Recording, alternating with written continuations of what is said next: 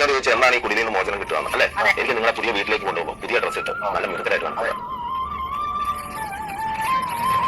സ്നേഹത്തോടെ സന്തോഷത്തോടെ താങ്കൾ മരിച്ചേ. ഹായ് ഹലോ നമസ്കാരം, എല്ലാവർക്കും താരൂസ് വേയിലേക്ക് സ്വാഗതം. ഇന്നത്തെ നമ്മുടെ വിഷയം അച്ചായൻസ് ഗോൾഡിലെ അച്ചായനാണ്. എല്ലാവർക്കും പ്രത്യേകിച്ച് ഒരു മുഖപുരയുടെ ആവശ്യമില്ല. 916 അച്ചായൻ എന്നാണ് അറിയപ്പെടുന്നത്. അപ്പം അച്ചായൻ എന്ന നന്മ മരം ഇവിടെ വീണുടഞ്ഞിരിക്കുകയാണ്. അപ്പോൾ എന്താണെന്നല്ലേ വിഷയം? നമ്മൾ കുറേ നാളായിട്ട് നമ്മൾ എല്ലാവരും സോഷ്യൽ മീഡിയയിൽ അച്ചായൻ്റെ വീഡിയോസ് കാണാറുണ്ട്. പക്ഷേ അതിൽ എവിടെയോ ഒക്കെ ഒരു പൊരുത്തക്കേട് നമുക്ക് ഫീൽ ചെയ്യാറുണ്ട്. ഞാൻ കമൻസും ഒക്കെ എടുത്ത് നോക്കുമ്പോഴത്തേക്ക് ഒരേപോലത്തെ കമൻസ്, നിരവധി ഒരേപോലത്തെ കമൻസുകളാണ് വരുന്നത്. അപ്പോൾ അതുപോലെ തന്നെ അതിനകത്ത് ഡയലോഗ് ഡെലിവറി, അച്ചായൻ എപ്പോഴും സർക്കാരിനെ കുറ്റം പറഞ്ഞുകൊണ്ടും അച്ചായൻ അങ്ങ് വലിയ സംഭവമാണെന്നും ഇതൊക്കെ കണ്ടില്ലേ, ഒരു കട്ടിൽ പോലും നിങ്ങൾക്ക് വാങ്ങിച്ചു കൊടുക്കാൻ പറ്റിയില്ല എന്ന് പറഞ്ഞാൽ ഗവൺമെന്റിനെ എപ്പോഴും കുറ്റപ്പെടുത്തുന്ന രീതിയിലാണ് വീഡിയോസ് ചെയ്യുന്നത്. അതുപോലെ തന്നെ പാലുകാച്ച് കാണിക്കുന്നുണ്ട്. അപ്പം അച്ചായൻ ഒരു ദിവസം കൊണ്ട് ഒരു പാവപ്പെട്ട വീട്ടിലേക്ക്, ഒരു ഷീറ്റൊക്കെ കിട്ടിയ വീട്ടിലേക്ക് ചെല്ലുന്നു, കുറേ അരിയും സാധനങ്ങളും ഒക്കെ മേടിച്ചുകൊണ്ട് ചെല്ലുന്നു. പിന്നീട് കുറച്ച് കുറേ ഡയലോഗും കാര്യങ്ങളും ഒക്കെ അവിടെ കാണിച്ചു വിട്ടു. അച്ചായൻ വലിയ മനസ്സാണ്, അങ്ങനെയാണ് ഇങ്ങനെയാണ് എന്നൊക്കെ പറഞ്ഞിട്ട് പിന്നെ കാണുന്നത് ഒരു കാർ വന്ന് എൻ്റെ ആവുന്നു. അടുത്ത പാലുകാച്ച കാണിക്കുന്നത്. പാലുകാച്ച് നമ്മൾ ശ്രദ്ധിക്കുമ്പോൾ അവിടെയാണ് പോരായ്മ വരുന്നത്. അച്ചായനും ഉണ്ട്, ഉടമസ്ഥരും ഉണ്ട്. അങ്ങനെയാണ് ഒരു പാലുകാച്ച് നടത്തുന്നത്. എല്ലാ പാലുകാച്ചും എടുത്ത് വെച്ച് നോക്കിയാൽ മതി. 40 കടയ്ക്ക് 40 വീട് എന്നാണ് പറയുന്നത്. അപ്പോൾ അച്ചായൻ ചെയ്തു കൊടുത്തെന്ന് പറയപ്പെടുന്ന ഈ വീടുകളൊക്കെയും നമ്മുടെ അന്വേഷണത്തിൽ ഇപ്പം വ്യക്തമായിക്കൊണ്ടിരിക്കുന്നത്. ഇപ്പം ഓരോന്നായിട്ട് പുറത്ത് വന്നുകൊണ്ടിരിക്കുകയാണ്. അതായത് ലൈഫ് മിഷൻ പദ്ധതിയുടെ ഭാഗമായിട്ട് കൊടുത്ത വീട്ടിലാണ് അച്ചായൻ ഷൂട്ട് ചെയ്തിരിക്കുന്നത്. കുറച്ച് പൈസ അവർക്ക് വാഗ്ദാനം ചെയ്തും അവർക്ക് കുറച്ച് സാധനങ്ങളും കൊടുക്കാമെന്ന് വാഗ്ദാനം ചെയ്തിട്ട് അവരെ കൊണ്ട് അഭിനയിപ്പിച്ചിരിക്കുകയാണ് അച്ചായൻ. അപ്പം അത് തെളിയാൻ പിന്നെ 1-2 എവിഡൻസ് നമ്മളിവിടെ വീഡിയോയുടെ കൂടെ വെക്കുന്നുണ്ട്. രജനീഷ് ഒരു ഇന്റർവ്യൂ ഇതേപോലെ കാട്ടാക്കടയുള്ള ഒരു കാലിന് പ്രശ്നമുള്ള ഒരു അച്ചായൻ്റെ വീഡിയോ ഇട്ടിട്ടുണ്ടായിരുന്നു. അത് കഴിഞ്ഞതിന് ശേഷമാണ് അച്ചായൻ, അപ്പോൾ രജനീഷ് അത് ലൈഫ് മിഷന്റെ പദ്ധതിയുടെ ഭാഗമായിട്ട് കൊടുത്ത വീടെന്ന് പറഞ്ഞാണ് ആ ഒരു ഇന്റർവ്യൂ കാണിച്ചിരിക്കുന്നത്. അത് കഴിഞ്ഞ് അച്ചായൻ അവിടെ പോയി ഷൂട്ട് ചെയ്തിട്ട് പറയണം അച്ചായൻ കൊടുത്ത വീടാണെന്ന് പറഞ്ഞിട്ട് കാണിച്ചിരിക്കുന്നത്. അങ്ങനെ മൊത്തത്തിൽ അടപടലം അച്ചായന്റെ ഉടായിപ്പ് വെളിയിൽ വന്നിരിക്കുകയാണ്. ഒരു മനുഷ്യ ജീവനെയെങ്കിലും ദുരിതങ്ങളിൽ നിന്നും കരകയറ്റാൻ കഴിയുന്നവനാണ് സ്വർഗരാജ്യത്തിന്റെ അവകാശിയാവുന്നത്.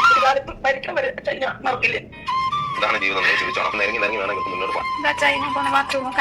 ഒരാൾ കഴിയുമ്പോൾ എന്റെ നെഞ്ചു കത്തും. ഒരു മോക്കും പ്രായപൂർത്തിയായ ഒരു കുട്ടികൾക്ക് ജീവിക്കുന്ന അവസ്ഥ മനസ്സിൽ ആരും നോക്കിയില്ലെങ്കിൽ ഞാനുണ്ടായി വർക്ക്. നമ്മൾ പറഞ്ഞ 35ാമത്തെ വീടാണ്. ഈ കൊച്ചിന്റെ അവസ്ഥയെല്ലാം നമ്മൾ കണ്ടതാണ്. കൊച്ച് ബാത്റൂം ഇല്ല എന്ന് പറയുന്ന അപ്പോഴും മനസ്സിലാക്കാൻ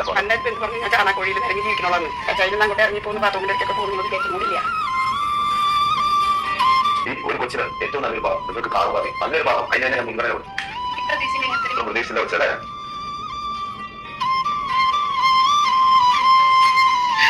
നാലഞ്ച് വർഷത്തേക്ക് ഞാൻ കിട്ടി ഒരു വീട്ടിൽ ഒരു കാലത്ത് ഈ വീഡിയോയിലുള്ള പോരായ്മകൾ ശ്രദ്ധിച്ചാൽ മനസ്സിലാവും. അതിൽ ഫർണിച്ചറോ അങ്ങനെയുള്ള ഒരു കാര്യങ്ങളോ ആ വീട്ടിലില്ല.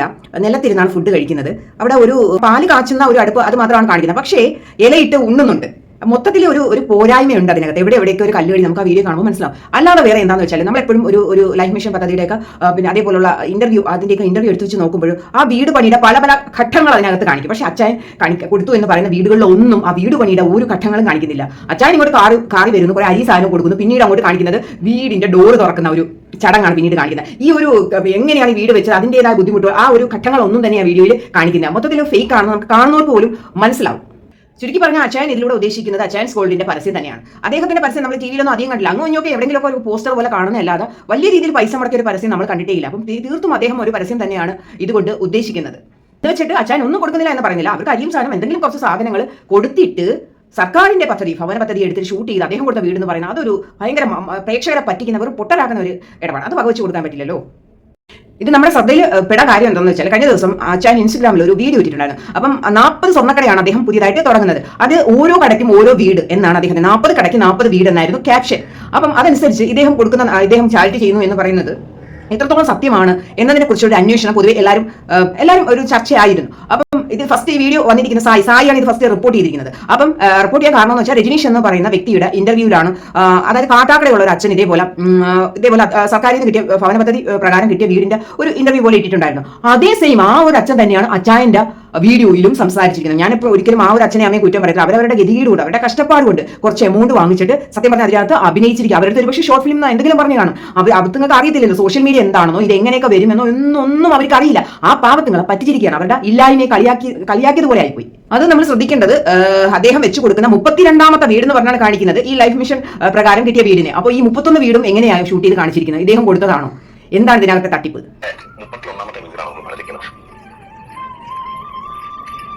കാട്ടാക്കട എന്ന് പറയുന്ന സ്ഥലത്താണ്, തിരുവനന്തപുരം കാട്ടാക്കടയാണ് ഇത്. ചേട്ടനാണെങ്കിൽ മേലക്കുടിയിലാണ് താമസിക്കുന്നത്. ഇവിടെ ഒരു 5 കിലോ അരി ഏതോ പള്ളിയിൽ നിന്ന് കിട്ടുന്ന അരി കൊണ്ടാണ് ഇവർ ഒരു മാസം പള്ളി നിൽക്കുന്നത്. ഇവിടെ നോക്കാനോ അന്വേഷിക്കാനോ ഇതുവരെ ഇവിടെ വന്നിട്ടില്ല.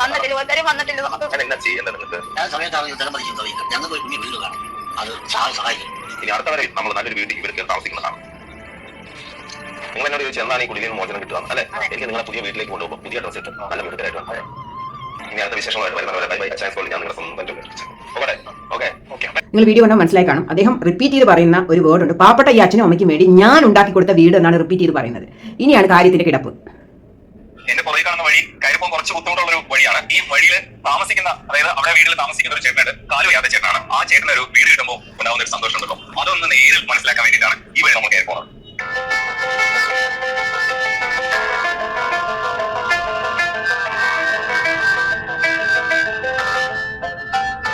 ഇവിടെ എത്ര നാളായിട്ട് ജീവിക്കണം? ഇവിടെ എന്റെ 50 വർഷം കൊണ്ട് താമസിക്കുന്നത്. ഞാൻ 30 കൊല്ലം കഴിഞ്ഞു. കാല് വയ്യാതായിരുന്നു നേരത്തെ? അല്ല, 5 വർഷം കഴിഞ്ഞു. 5 വർഷമായിട്ട്. 5 വർഷമായിട്ട് ഈ വഴി ഇങ്ങനെ ഇറങ്ങിയാണ് പോണത്.